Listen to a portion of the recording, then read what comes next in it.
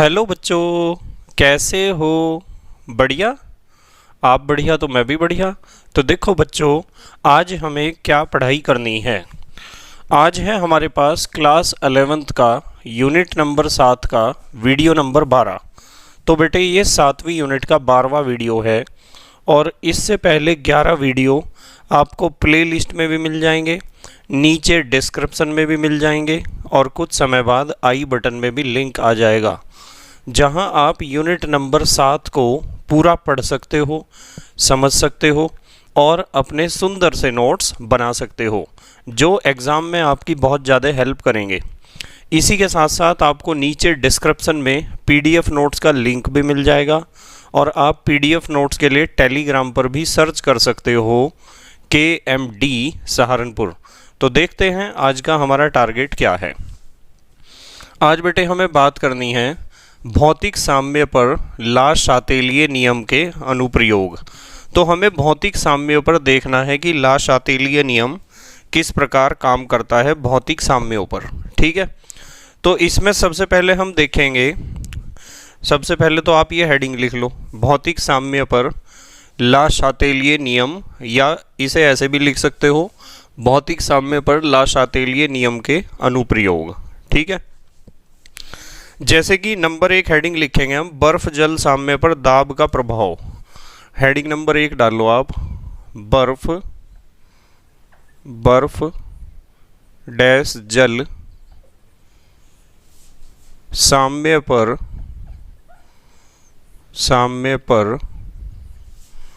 दाब का प्रभाव।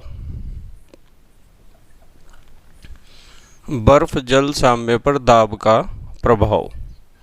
सबसे पहले हम इसे पढ़ेंगे, देखो कितना आसान है। बर्फ जल साम्य पर दाब का प्रभाव। मान लो मैं आपको कहूं कि मेरे पास बर्फ है, बर्फ, और 0 डिग्री C पर वो बर्फ किस में बदल रही है? जल में, और जल भी किस में बदल रहा है? बर्फ में। तो यदि अग्रिम अभिक्रिया का वेग V1 है और विपरीत अभिक्रिया का वेग V2 है, तो साम्य अवस्था पर क्या होगा? अग्रिम तथा विपरीत अभिक्रियाओं के वेग बराबर हो जाएंगे। अग्र तथा पश्च अभिक्रिया का वेग बराबर हो जाएगा साम्य अवस्था पर। तो क्या हुआ, आप एक बात नोट करोगे, मुझे नॉर्मली आप बताओ। अच्छा, मान लो हमारे पास एक बर्तन है इस तरह का, और इस बर्तन में हमने यहाँ तक पानी भर दिया, यानी जल भर दिया, और इस बर्तन को हमने रख दिया फ्रीजर में, रेफ्रिजरेटर में रख दिया बर्फ़ जमने के लिए। तो जब इसमें बर्फ़ जमेगा तो बर्फ़ कहाँ तक जमेगा? इस दिए गए तल से, ये जो तल है जहाँ पानी का तल था वहाँ हमने निशान लगा लिया था बर्तन में कि यहाँ तक पानी है। तो बर्फ़ पानी के तल से ऊपर जमेगा, यानी यहाँ तक जमेगा, या नीचे की तरफ जमेगा। ये प्रैक्टिकल आपको करके देखना है। वैसे कुछ बच्चों को पता होगा कि जब भी आप किसी बर्तन में पानी भरकर या जल भरकर रखते हो रेफ्रिजरेटर में या फ्रीजर में बर्फ़ बनने के लिए, तो बर्फ़ जब भी बनता है ना, उसका तल पानी के तल से ऊपर होता है यहाँ। इसका मतलब बर्फ़ ज़्यादा जगह घेरता है, यानी बर्फ़ का घनत्व कम होता है। हालांकि बर्फ़ ठोस है। बर्फ़ का घनत्व क्यों होता है कम? इसका कारण मैंने आपको बताया था हाइड्रोजन बॉन्ड में, कि जब बर्फ़ बनता है तो हाइड्रोजन बॉन्ड बनते हैं बहुत सारे, जिसके कारण बर्फ़ के अंदर बहुत सारे वायु कोश बन जाते हैं। इसलिए बर्फ़ भले ही ठोस हो, वैसे नॉर्मली हम देखते हैं कि ठोस के पार्टिकल्स ज़्यादा पास होते हैं, द्रव के ज़्यादा दूर होते हैं। तो इसका मतलब जल को तो ज़्यादा जगह घेरनी चाहिए क्योंकि वो द्रव है, और बर्फ़ को घेरनी चाहिए कम जगह क्योंकि वो ठोस है। पर बर्फ़ बनते समय हाइड्रोजन बॉन्ड बहुत ज़्यादा संख्या में बनने के कारण बर्फ़ के अंदर, बर्फ़ ठोस अवस्था में होने के बावजूद भी बर्फ़ के अंदर बहुत सारे वायु कोश बन जाते हैं, एयर चैम्बर्स बन जाते हैं, जिसके कारण बर्फ़ का घनत्व घट जाता है। ठीक है, इसलिए ध्यान रखना है। यदि कोई मेरे से पूछेगा ना कि बर्फ़ और जल, इन दोनों में से किसका आयतन ज़्यादा होगा, यदि समान मात्रा में हम दोनों को लें, तो आयतन किसका ज़्यादा होगा? बर्फ़ का होगा आयतन ज़्यादा, और आयतन कम किसका होगा? जल का होगा। ठीक है, तो इसका आयतन क्या है? अधिक है, और इसका आयतन है कम। तो यदि इस साम्य पर या इस अभिक्रिया की साम्य अवस्था पर आप दाब बढ़ाओगे तो क्या होगा? दाब बढ़ाने पर अभिक्रिया उस दिशा में तेजी से चलती है जिस दिशा में आयतन घटता है, या अणुओं की संख्या घटती है, या मोलों की संख्या घटती है, या कणों की संख्या घटती है। क्योंकि जब आप दाब लगाओगे बाह्य दाब, तो आयतन तो घटेगा ही। अब इन दोनों में से किसका आयतन कम है? बर्फ का आयतन कम होता है या जल का? भाई जिसका घनत्व ज़्यादा है उसका आयतन कम होगा, और घनत्व किसका ज़्यादा है? जल का। तो इसका मतलब ये है कि यदि इस प्रक्रम पर या इस अभिक्रिया पर, यह भौतिक अभिक्रिया है ना एक प्रकार की, इस साम्य पर यदि आपने दाब बढ़ा दिया तो साम्य अवस्था अग्रिम दिशा में विस्थापित हो जाएगी, यानी बर्फ जल में ज़्यादा मात्रा में बदलने लगेगा। हालांकि मैंने आपको एक बात सिखाई थी कि दाब का प्रभाव ज़्यादातर गैसीय अभिक्रियाओं पर ही हमें देखने को मिलता है। बहुत कम अभिक्रियाएं, बहुत कम भौतिक अभिक्रियाएं ऐसी हैं जिन पे आपको दाब का प्रभाव देखने को मिलेगा। जैसे ये रिएक्शन यहाँ लिखी हुई है, ये फिजिकल रिएक्शन है, एक भौतिक अभिक्रिया या भौतिक प्रक्रम, ठीक है, या भौतिक साम्य भी आप इसे कह सकते हो। तो यहाँ हम क्या लिखेंगे? यहाँ हम लिखेंगे दाब का मान बढ़ाने पर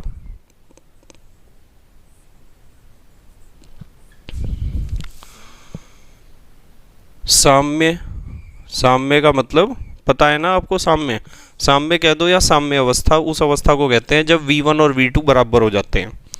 साम्य अग्र कह दो या अग्रिम कह दो।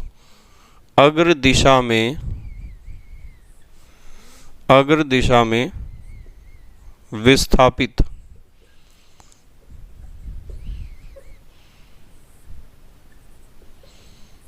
अग्र दिशा में विस्थापित हो जाता है। अग्र दिशा में विस्थापित हो जाता है क्योंकि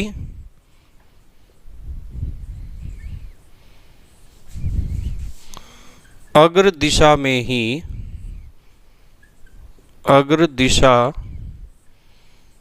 ही क्या हो रहा है बताओ? अग्र दिशा में आयतन घट रहा है। अग्र दिशा में ही आयतन घट रहा है। भाई आयतन तो इसी दिशा में घट रहा है, बर्फ का आयतन तो ज़्यादा होता है, जल का कम होता है।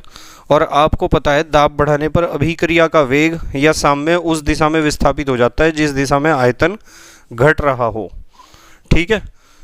और आप इस बात को भी लिख सकते हो कि जब साम्य अग्र दिशा में विस्थापित हो जाएगा, इसका मतलब बर्फ जल में ज़्यादा मात्रा में बदलेगा, ठीक है। इस लाइन को भी आप लिख सकते हो, पर हमें केवल साम्य के बारे में जिक्र करना है, साम्य के बारे में, कि यदि इस प्रक्रम पर या इस अभिक्रिया पर आप दाब बढ़ाओगे तो साम्य कौन सी दिशा में विस्थापित होगा।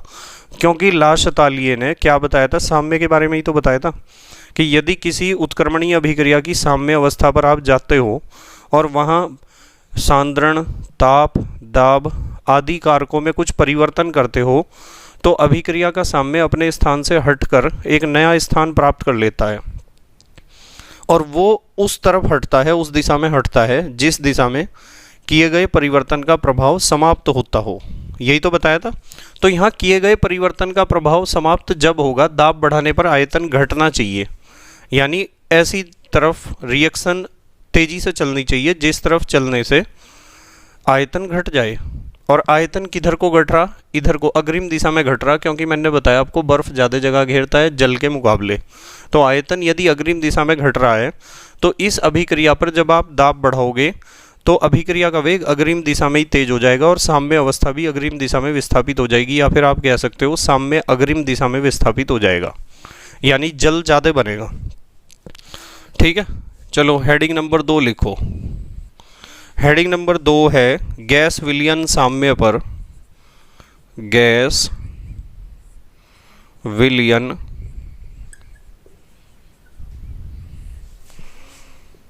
साम्य पर दाब का प्रभाव। गैस विलयन साम्य पर दाब का प्रभाव। अब देखो ध्यान से, गैस विलयन साम्य पर दाब का प्रभाव। एक बात बताओ मुझे, कि यदि, चलो पहले यहाँ लिख देता हूँ मैं, गैस है, गैस, ये तो गैस वो है जो विलयन के ऊपर है, यानी पानी के ऊपर है ऐसा मान लो।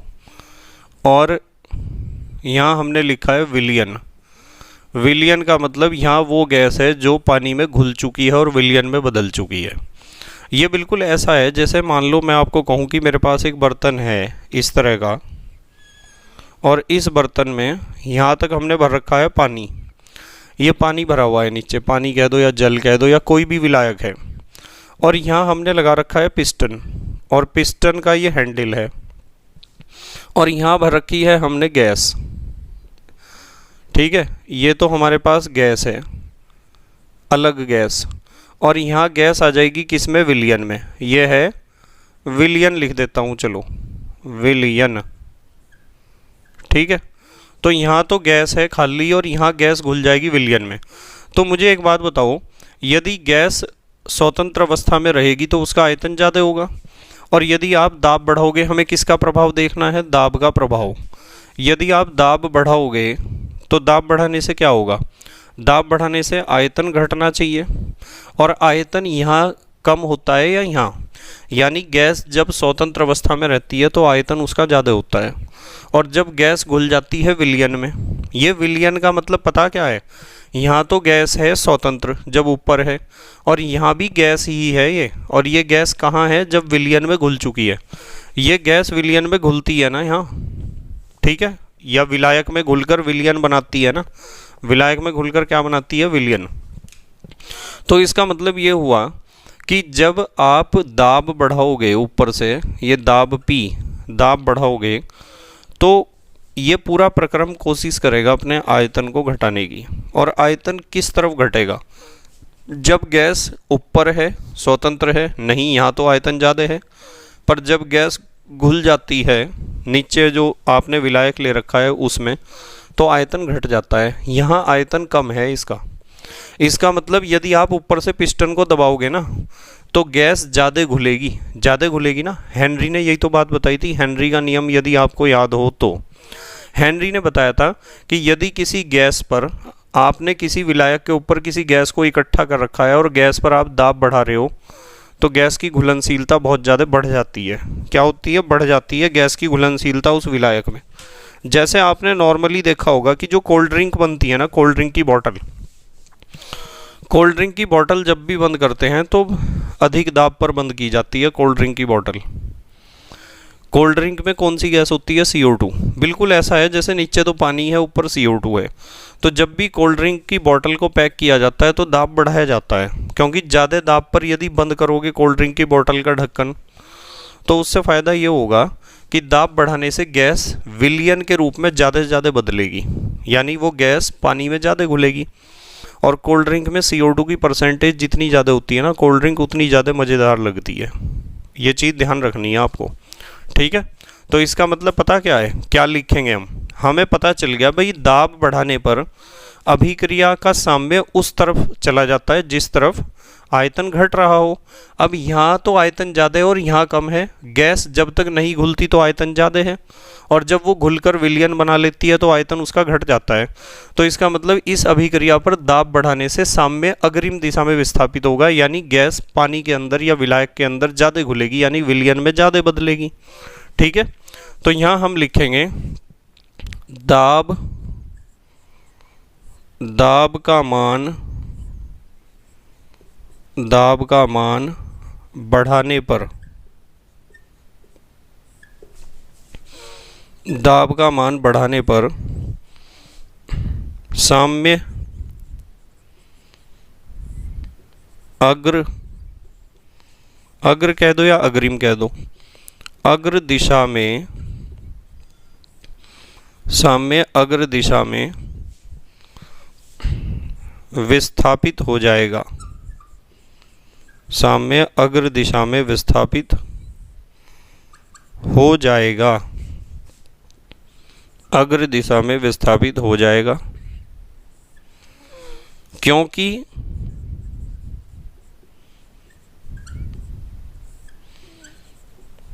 अग्र दिशा में ही,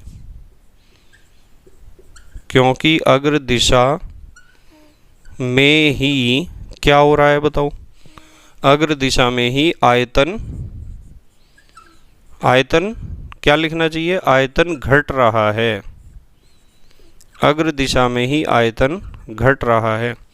इसका मतलब ये है कि दाब बढ़ाओगे तो गैस विलायक में ज़्यादा घुलेगी और विलयन ज़्यादा बनाएगी। ठीक है, तो आपको ये बात पता होनी चाहिए कि भाई दाब जब भी बढ़ाते हो तो अभिक्रिया की साम्य अवस्था उस दिशा में विस्थापित हो जाती है जिस दिशा में आयतन घट रहा हो।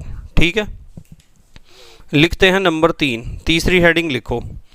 तीसरी हेडिंग है ठोस पदार्थों की विलेयता पर ताप का प्रभाव। हेडिंग लिखो ठोस पदार्थों की विलेयता पर, विलेयता कहते हैं घुलनशीलता को, विलेयता पर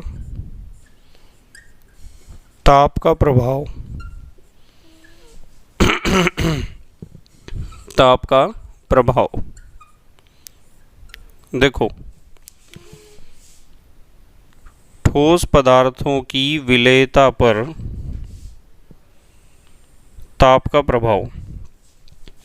अब देखो, इसमें आपको एक बात समझनी है। मान लो आपके पास कोई ठोस है, ये कोई ठोस पदार्थ है, और इस ठोस पदार्थ को आपने घोल दिया किसी विलायक में और इसे बदल दिया विलयन में। किस में बदल गया? ये विलयन में, यानी घुल चुका है अब विलायक के अंदर। तो जब कोई ठोस पदार्थ विलायक में घुलकर विलयन में बदल जाता है और साथ में उसमें उत्पन्न होती है ऊष्मा। क्या होती है? ऊष्मा उत्पन्न।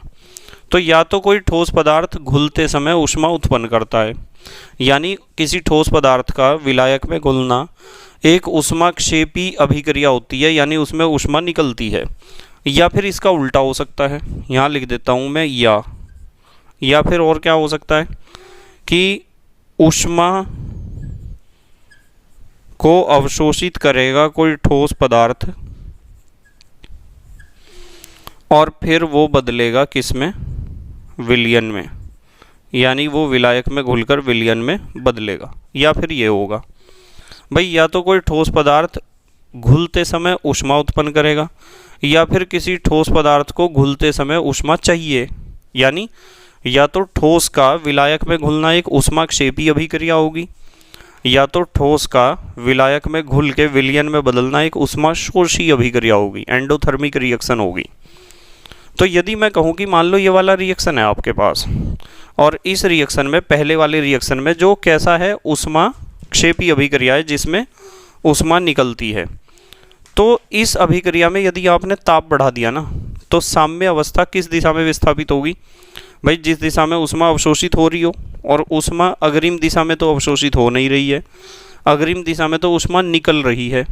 यदि ये अभिक्रिया विपरीत दिशा में चलती तो विलयन ऊष्मा को अवशोषित करके ठोस को अलग कर देता। इसका मतलब ये है कि यदि इस अभिक्रिया में आपने ताप बढ़ा दिया, देखो किसका प्रभाव है? ताप का प्रभाव। यदि इस अभिक्रिया में आपने ताप बढ़ा दिया तो साम्य अवस्था विपरीत दिशा में विस्थापित हो जाएगी, यानी ठोस की घुलनशीलता घटेगी। और यदि इस अभिक्रिया में आपने ताप का मान बढ़ा दिया, ताप बढ़ाने का मतलब ऊष्मा ही बढ़ाना होता है ना, तो साम्य अवस्था अग्रिम दिशा में विस्थापित हो जाएगी, यानी ठोस की घुलनशीलता बढ़ेगी। तो इसका मतलब साफ है कि यदि आप ताप बढ़ाओगे तो इस तरह की अभिक्रिया की साम्य अवस्था उस दिशा में विस्थापित होगी जिस दिशा में ऊष्मा अवशोषित हो रही हो, या जिस दिशा में अभिक्रिया ऊष्मा शोषी हो, चाहे वो अग्र दिशा हो या पश्चिम दिशा हो। तो हम लिखेंगे ताप बढ़ाने पर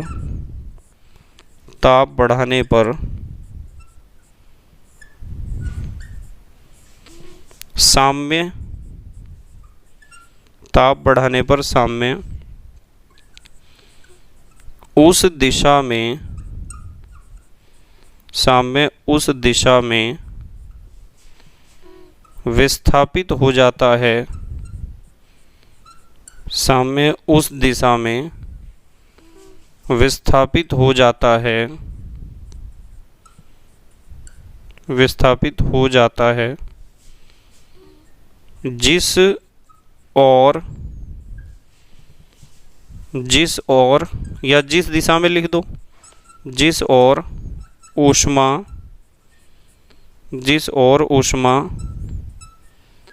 अवशोषित होती है, जिस और ऊष्मा अवशोषित होती है। तो जिस दिशा में ऊष्मा अवशोषित होती है उस दिशा में ही साम्य विस्थापित होगा। यदि इस रिएक्शन की बात करूं तो ताप बढ़ाओगे तो साम्य पश्च दिशा में विस्थापित होगा, क्योंकि पश्च दिशा में ही ऊष्मा अवशोषित हो रही है। यह ऊष्मा अवशोषित हो रही है पश्च दिशा में। इसका मतलब ठोस पदार्थ कम घुलेगा, उसकी विलेयता, उसकी घुलनशीलता घटेगी। और यदि ऐसा कोई रिएक्शन है, इस रिएक्शन में आपने ताप बढ़ा दिया तो साम्य विस्थापित होगा अग्र दिशा में, क्योंकि अग्र दिशा में ही ऊष्मा अवशोषित हो रही है। और यदि साम्य अग्र दिशा में विस्थापित होगा तो ठोस की घुलनशीलता या विलेयता बढ़ेगी। ठीक है, जल्दी से पोज करके लिखो, फिर अगली बात करेंगे। इसके एग्जाम्पल बताता हूँ चलो आपको कि कब ऐसा होता है और कब ऐसा होता है। जल्दी से लिख लो पोज करके। लिख लिया बेटे? ठीक है।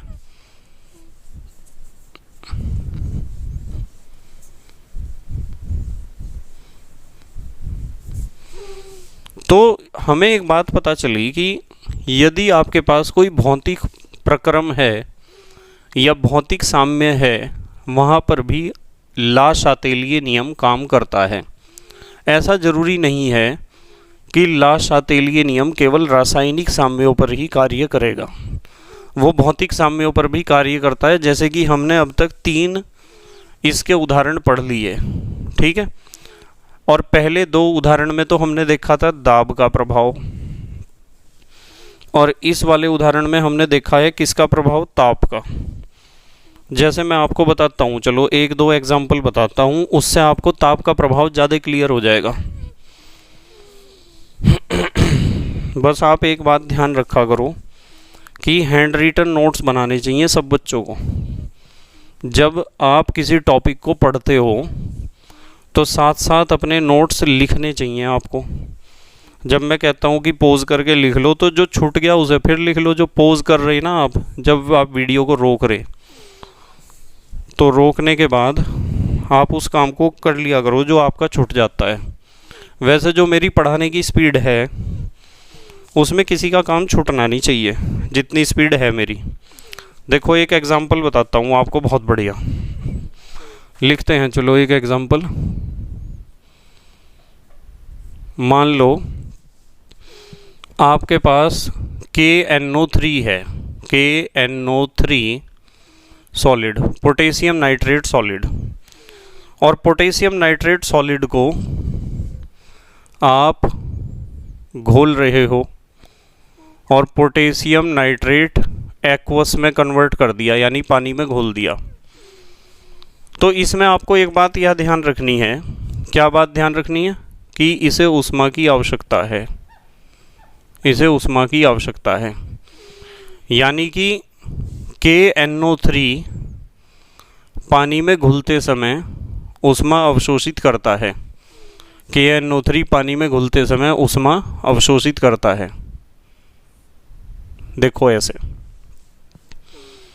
अब यदि मैं कहूँ कि KNO3 यहाँ तो सॉलिड है बिना घुला हुआ, और यहाँ है घुला हुआ, और मैं आपको कह रहा कि यहाँ आप ताप बढ़ा दो, तो ताप बढ़ाने से क्या होगा बताओ?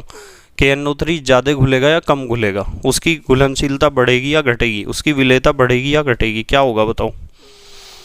यदि आप ताप बढ़ाओगे तो ताप बढ़ाने का मतलब आप ऊष्मा का मान बढ़ाओगे, ठीक है।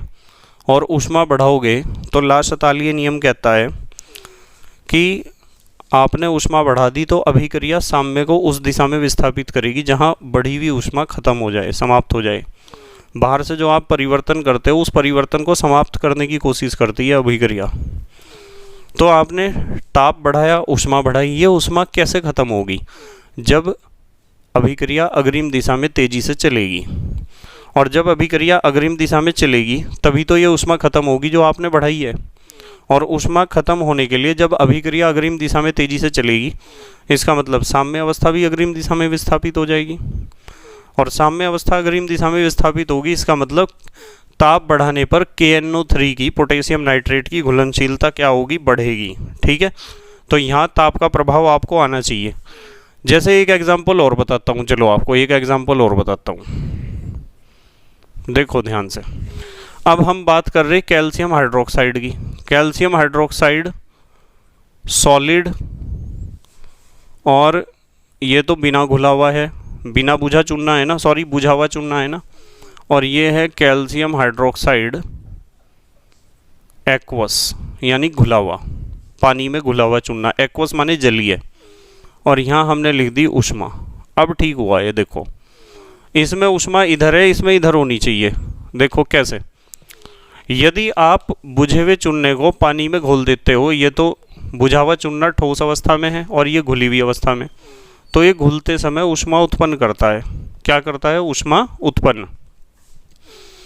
और जब ऊष्मा उत्पन्न करता है, मैं कहूँ कि इस अभिक्रिया में आप टेम्परेचर बढ़ा दो, ताप बढ़ा दो, तो ताप बढ़ाने से क्या होगा, ऊष्मा कौन सी दिशा में अवशोषित हो रही है, इस दिशा में, तो अभिक्रिया का वेग इस दिशा में बढ़ जाएगा, और साम्य अवस्था भी इस दिशा में, अर्थात विपरीत दिशा में या पश्चिम दिशा में विस्थापित हो जाएगी।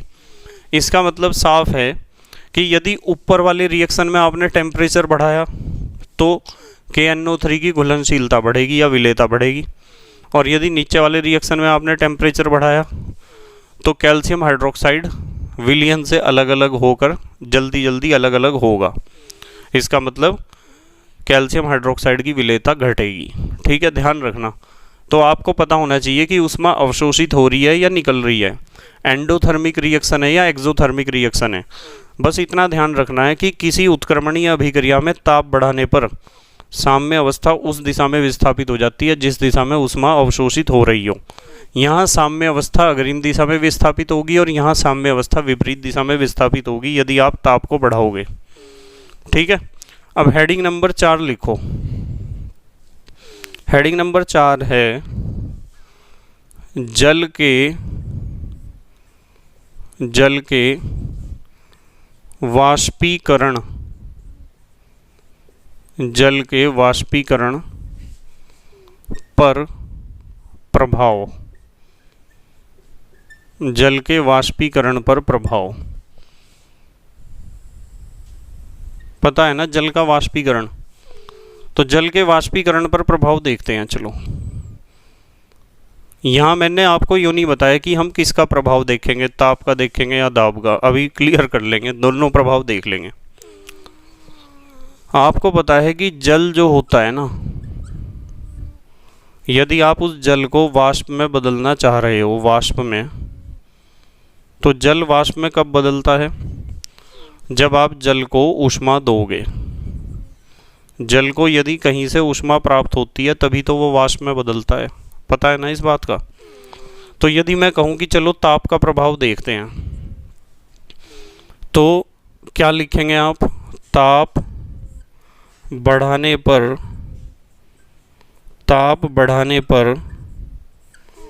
साम्य,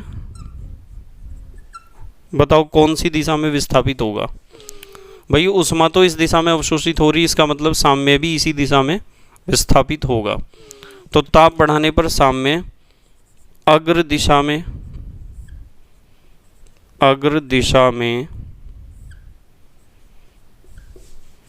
विस्थापित, साम्य अग्र दिशा में विस्थापित होगा। और अग्र दिशा में विस्थापित होने का मतलब पता क्या है, अग्र दिशा में विस्थापित होने का मतलब ये है कि जितना टेम्परेचर बढ़ाओगे उतना ज़्यादा ही वाष्पीकरण होगा, उतना ज़्यादा ही जल वाष्प में बदलेगा, क्योंकि ऊष्मा तो अग्रिम दिशा में ही अवशोषित हो रही है ना। तो ताप बढ़ाने पर तो साम्य उस दिशा में विस्थापित हो जाता है जिस दिशा में ऊष्मा अवशोषित होती है। अब देखो, अब हम देखेंगे दाब का प्रभाव। मुझे यूँ बताओ, जल का आयतन ज़्यादा होता है या वाष्प का, बताओ भाई। अब तो वाष्प का होता है, सबको पता है, वाष्प ज़्यादा जगह घेरती है जल के मुकाबले। और आपको इस बात का भी पता है कि दाब बढ़ाने पर साम्य अवस्था उस दिशा में विस्थापित हो जाती है जिस दिशा में आयतन घट रहा हो। इधर को तो आयतन बढ़ेगा, जल यदि वाष्प में बदलेगा तो आयतन बढ़ेगा, और इधर को आयतन घटेगा। तो इसका मतलब यदि इस अभिक्रिया पर, वाष्पीकरण की अभिक्रिया पर आप दाब का मान बढ़ाओगे ना, तो साम्य अवस्था विपरीत दिशा में विस्थापित हो जाएगी, पश्चिम दिशा में विस्थापित हो जाएगी, जिसके कारण क्या होगा, जल का वाष्पीकरण कम होगा, यानी वाष्पीकरण की दर घट जाएगी। तो यहाँ हम लिखते हैं दाब बढ़ाने पर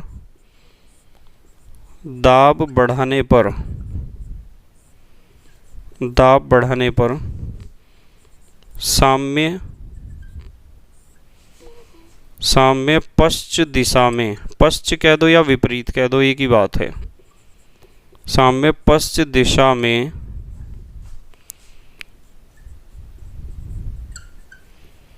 विस्थापित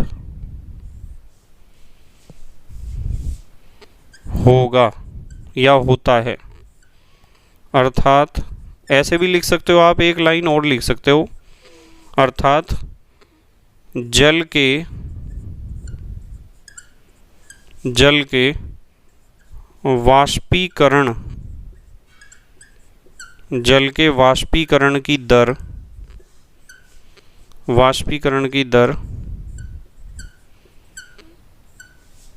घटती है या घट जाएगी या घटेगी, कुछ भी लिख दो आप, ठीक है। जल के वाष्पीकरण की दर क्या होती है, घटती है। तो ये थे भौतिक साम्य पर ला शातेलिय नियम के अनुप्रयोग। अब हमारे देश के प्यारे प्यारे बच्चे जल्दी से पोज करके लिखेंगे। लिख लिया बेटे? ठीक है। तो बेटे मुझे उम्मीद है कि आपके समझ में आया होगा कि भौतिक साम्यों पर ला शातेलिय नियम के अनुप्रयोग किस तरीके से हम करते हैं, और भौतिक साम्यों पर भी ला शातेलिय नियम काम करता है। ये हमने कितने एग्जाम्पल पढ़े? चार एग्जाम्पल पढ़े ना। ये चारों एग्जाम्पल आपके समझ में आने चाहिए। कल हम पढ़ेंगे रासायनिक साम्यों पर रासायनिक साम्यों पर ला शातेलिय नियम के अनुप्रयोग, और वो बहुत इंपॉर्टेंट है, ठीक है। बस मेहनत ईमानदारी से अपनी पढ़ाई करते रहो और हैंड रिटन नोट्स बनाते रहो अपने। ओके, ध्यान रखनी है, इस चीज़ का ध्यान रखना है कि नोट्स आपको बनाने हैं अपने। तो thank you very much for watching this video. Okay, bye.